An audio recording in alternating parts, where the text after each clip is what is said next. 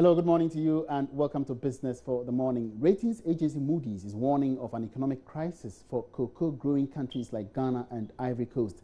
The agency is basing its warning on the 30% drop in cocoa prices. The following Business Desk report has more.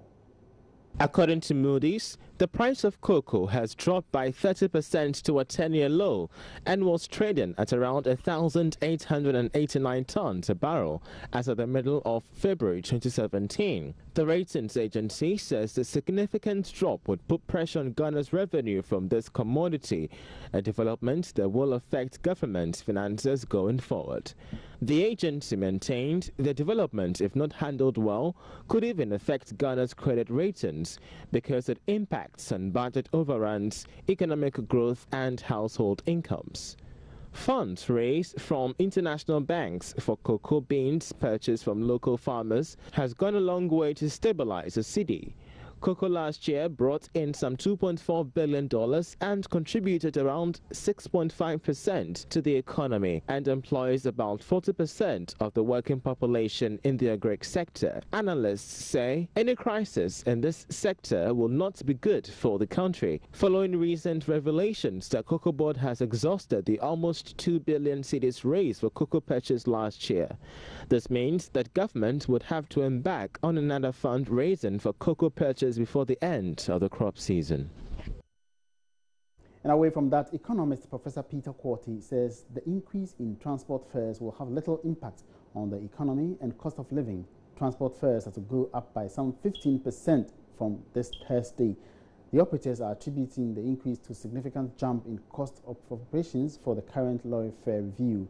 But speaking with Joy Business, Professor Quarty tells us the impact of this adjustment will not be that significant.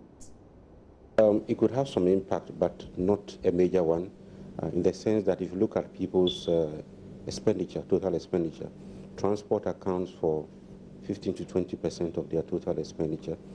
There are other things that goes into expenditure, and so yes, that can have effects on the cost of living, but I wouldn't think this will be a major change. But also there are prospects, given that the exchange rate is one of the driving forces behind these price increases.